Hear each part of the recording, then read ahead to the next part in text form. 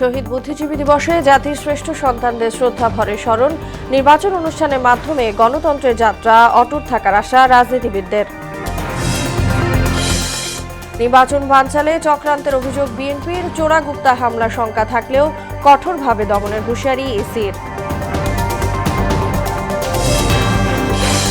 শেখ হাসিনার উস্কানিমূলক বক্তব্যের জেরে ভারতীয় হাইকমিশনারকে পররাষ্ট্র মন্ত্রণালয় তলব, ঢাকার দাবি প্রত্যাখ্যান নয়াদিল্লির।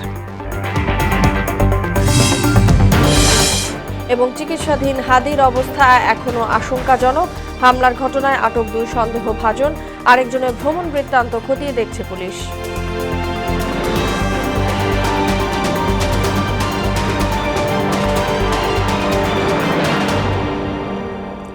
আসসালামু আলাইকুম, সবাইকে মোহনা সংবাদে স্বাগত। শুনছিলেন শিরোনাম, পুরো সংবাদের সঙ্গে আছি তাসনুবা বিনতে তাহের। শুরুতেই বিজয়ের মাস ডিসেম্বর প্রসঙ্গ।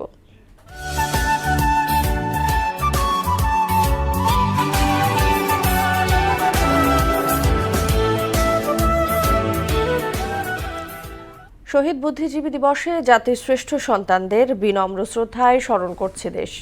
সকালে মিরপুরে শহীদ বুদ্ধিজীবী স্মৃতিসৌধে শ্রদ্ধা নিবেদন করেন রাষ্ট্রপতি মোহাম্মদ শাহাবুদ্দিন ও প্রধান উপদেষ্টা অধ্যাপক মোহাম্মদ ইউনূস। এ সময় সশস্ত্র বাহিনীর একটি চৌকস দল গার্ড অফ অনার প্রদান করে, পাশাপাশি বিউগলে করুণ সুর বেজে ওঠে। পরে অন্যান্য উপদেষ্টা, 3 বাহিনী প্রধান সহ উচ্চপদস্থ ও সামরিক বেসামরিক কর্মকর্তা এবং আহত বীর মুক্তিযোদ্ধা সহ সর্বস্তরের জনতা শহীদ বুদ্ধিজীবীদের প্রতি শ্রদ্ধা জানাতে যান।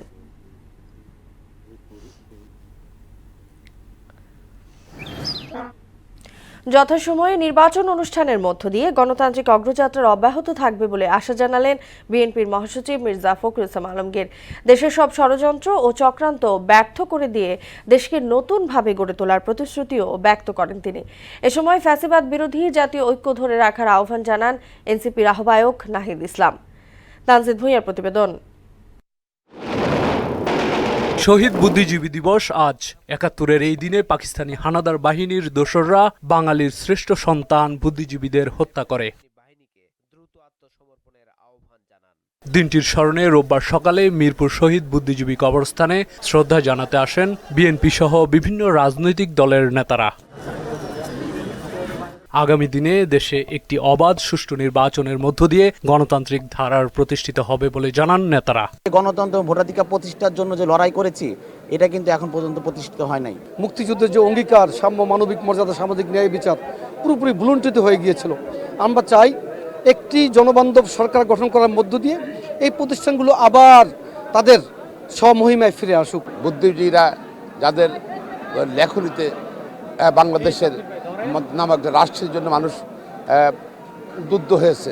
এ সময় ফ্যাসিবাদ বিরোধী জাতীয় ঐক্য ধরে রাখার আহ্বান জানান এনসিপির আহ্বায়ক নাহিদ ইসলাম। ফ্যাসিবাদ বিরোধী জাতীয় ঐক্য বজায় রাখতে হবে। আমরা দেখছি ন্যূনতম একটা জাতীয় ঐক্য আমাদের মধ্যে রাখতে হবে। আমাদের মধ্যে বিভক্তি থাকলে ফ্যাসিস্ট শক্তি সেটা থেকে সবচেয়ে বেশি সুবিধাপ্রাপ্ত হবে।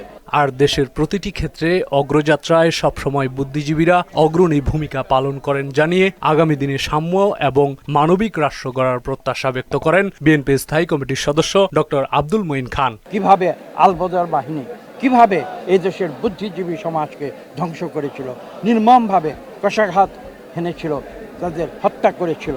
তারা ভেবেছিল হয়তো তারা মুক্তিযুদ্ধে পরাজিত হয়েছে, কিন্তু তারা হয়তো বুদ্ধিজীবী সমাজকে হত্যা করে দিয়ে বাংলাদেশের যে অগ্রগতি সেটা রুখে দেবে। এ সময় নির্বাচনের মাধ্যমে দেশের মানুষের স্বপ্নের গণতান্ত্রিক বাংলাদেশ গড়ে তোলা সম্ভব বলে মত দেন বিএনপি মহাসচিব। চক্রান্তকে ব্যর্থ করে দিয়ে এই দেশের মানুষ তাদের গণতান্ত্রিক যে অধিকার সে অধিকারকে প্রতিষ্ঠা করবে এবং আমরা বিশ্বাস করি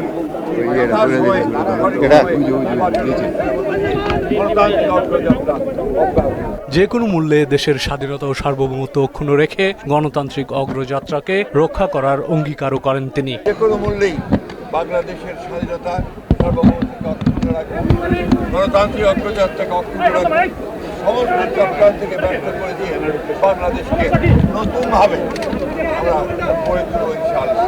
তানজিদ ভুঁইয়া, মোহনা সংবাদ, ঢাকা।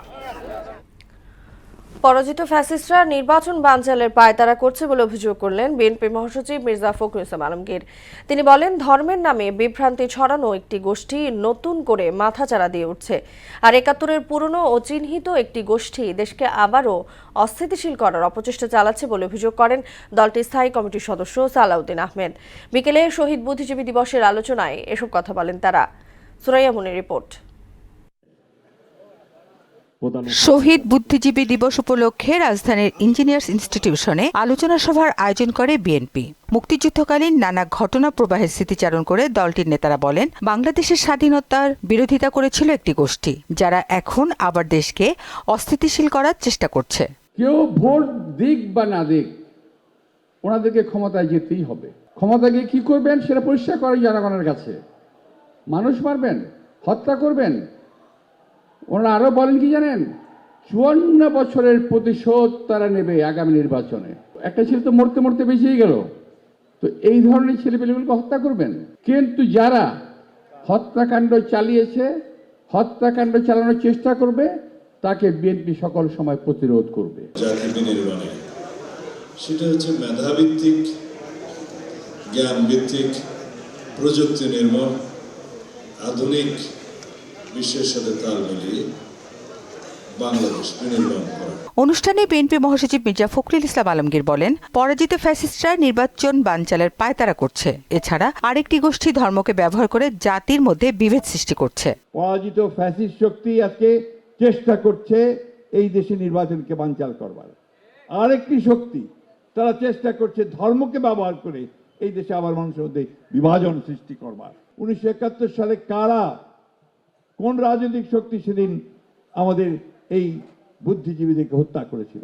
মুক্তিযুদ্ধের বিরোধিতাকারীরা এখন আবার দেশকে অস্থিতিশীল করতে চায় উল্লেখ করে সকল ষড়যন্ত্র কঠোর হাতে প্রতিহতের ঘোষণা দেন তিনি। সমস্ত চক্রান্তকে, সমস্ত ষড়যন্ত্রকে নস্যাৎ করে দিয়ে এই যে যুদ্ধ আমরা নতুন শুরু করেছি, এই যে সংগ্রাম শুরু করেছি, যে নির্বাচনের মধ্য দিয়ে সুখী সমৃদ্ধ গণতান্ত্রিক বাংলাদেশ গড়ে তুলবার, সেই স্বপ্নকে আমরা অবশ্যই বাস্তবায়িত করবো ইনশাআল্লাহ। ২৫ ডিসেম্বর তারেক রহমান দেশে ফিরবেন বলে আবারও জানান মির্জা ফখরুল ইসলাম আলমগীর। আমাদের নেতা আসছেন ২৫ তারিখে, ঠিক না? সুরাইয়া মুন্নি, মোহনা সংবাদ, ঢাকা। ইনকিলাব মঞ্চের মুখপাত্র ঢাকা ৮ আসনের সম্ভাব্য স্বতন্ত্র প্রার্থী ওসমান হাদির ওপর হামলায় উদ্বেগ জানিয়েছে নির্বাচন কমিশন। বিকেলে আইনশৃঙ্খলা বাহিনীর শীর্ষ কর্মকর্তাদের সঙ্গে বৈঠক শেষে ইসি আবুল ফজল মোহাম্মদ সানাউল্লাহ বলেন, নির্বাচন ঘিরে চোরাগোপ্তা হামলার আশঙ্কা উড়িয়ে দেওয়া যাচ্ছে না। হাদির ওপর হামলার ঘটনার পুনরাবৃত্তি ঠেকাতে নির্বাচন কমিশন কঠোর হবে বলেও জানান মোহাম্মদ সানাউল্লাহ।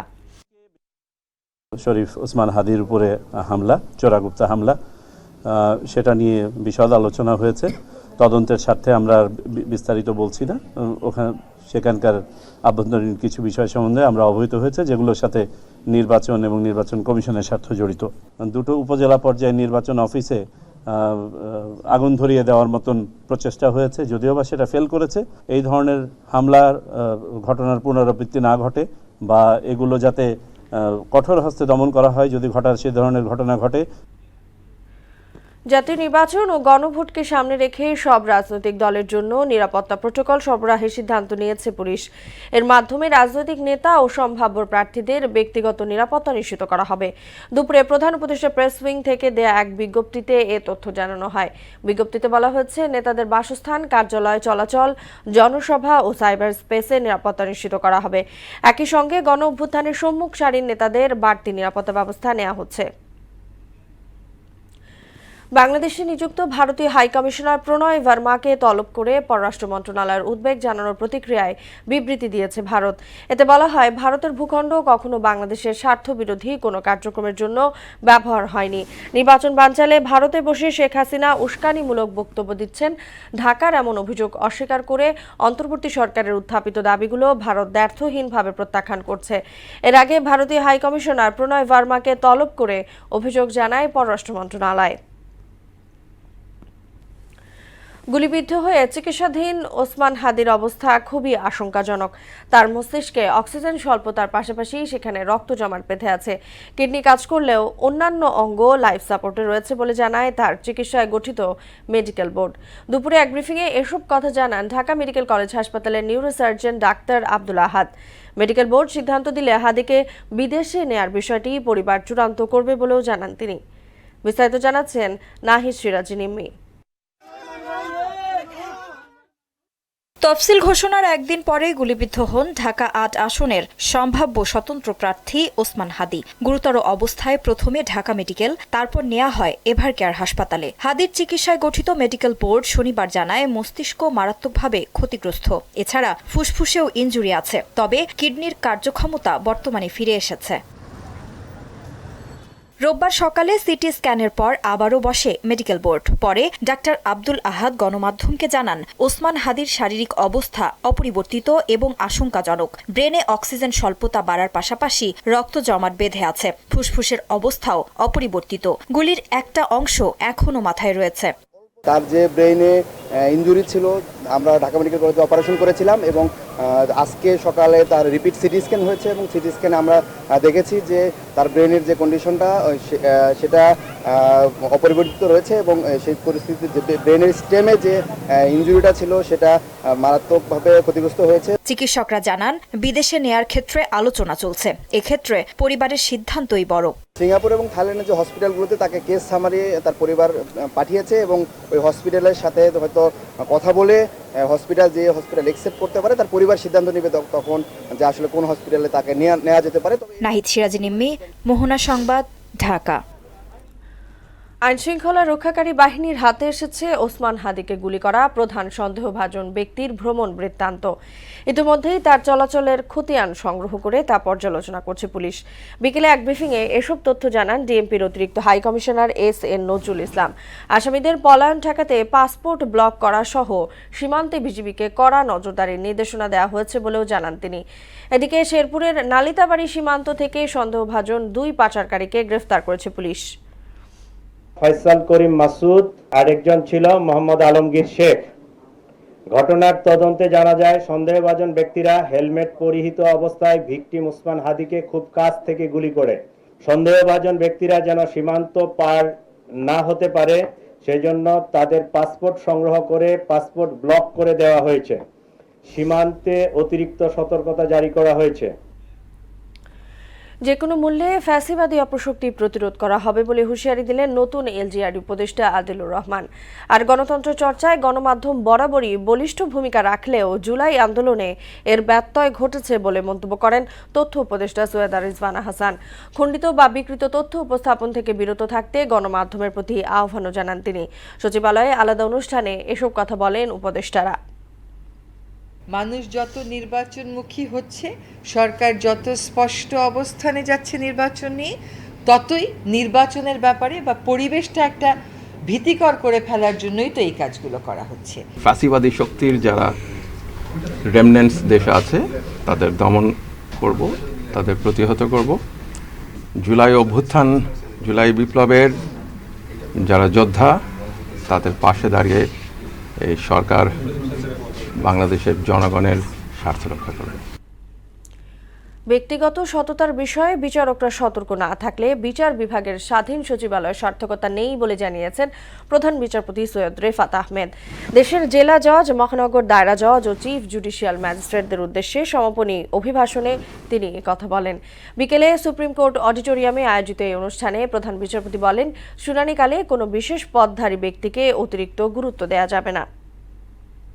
রোডম্যাপ ঘোষণার সময় আমি স্পষ্টভাবে উল্লেখ করেছিলাম যে বিচার বিভাগ নিয়োগ ও পদোন্নতির ক্ষেত্রে মেধাই হবে একমাত্র নির্ণায়ক মানদণ্ড। রাষ্ট্রের সাংবিধানিক ভিত্তি যে আদর্শকে ধারণ করেই গড়ে উঠুক না কেন, বিচারকদেরকে সুনীতি ও সুবিবেচনা বজায় রেখে কাজ করতে হবে। আওয়ামী লীগ শাসন আমলে জেআইসিতে রেখে নির্যাতনের মামলায় ক্ষমতাচ্যুত প্রধানমন্ত্রী শেখ হাসিনা ও সেনা কর্মকর্তা সহ ১৩ জনের বিরুদ্ধে অভিযোগ গঠনের আদেশের তারিখ পরিবর্তন করে ১৮ ডিসেম্বর নির্ধারণ করেছেন ট্রাইব্যুনাল। আর র্যাবের টিআইএফআই এর গোপন বন্দিশালায় গুম ও নির্যাতনের মামলায় অভিযোগ গঠনের আদেশ ২১ ডিসেম্বর।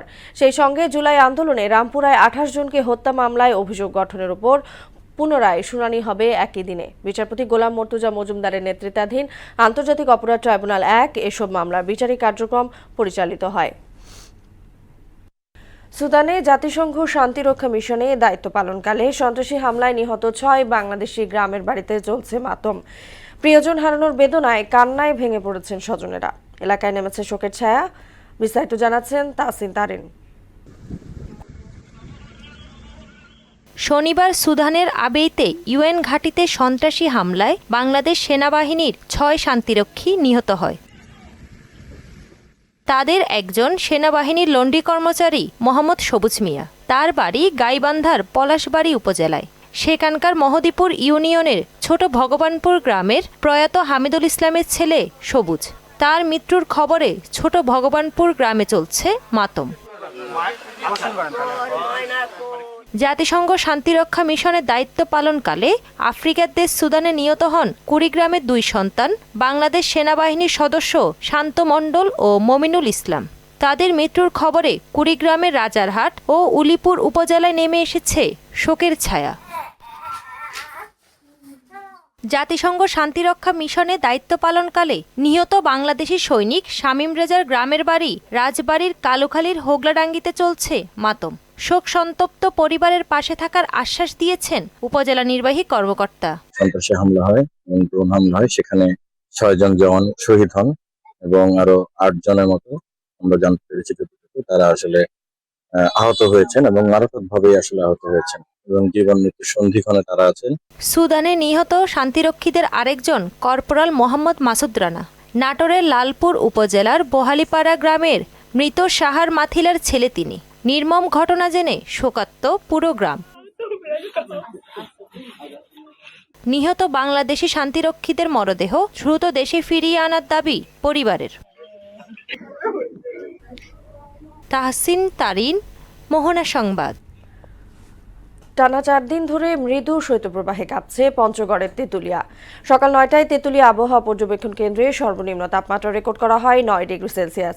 এ সময় বাতাসের আর্দ্রতা ছিল ৭৭% এবং বাতাসের গতিবেগ ছিল ঘন্টায় ১০ থেকে ১২ কিলোমিটার।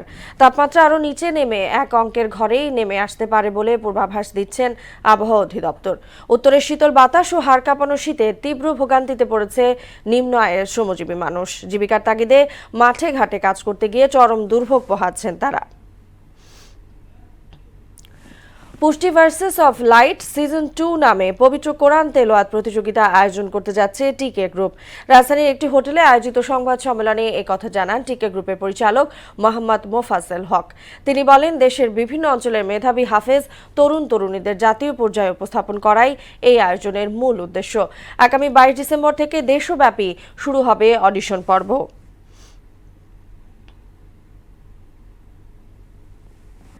শেষ করব মোহনা সংবাদ। যাবার আগে শিরোনামগুলো জানিয়ে দিচ্ছি আরো একবার।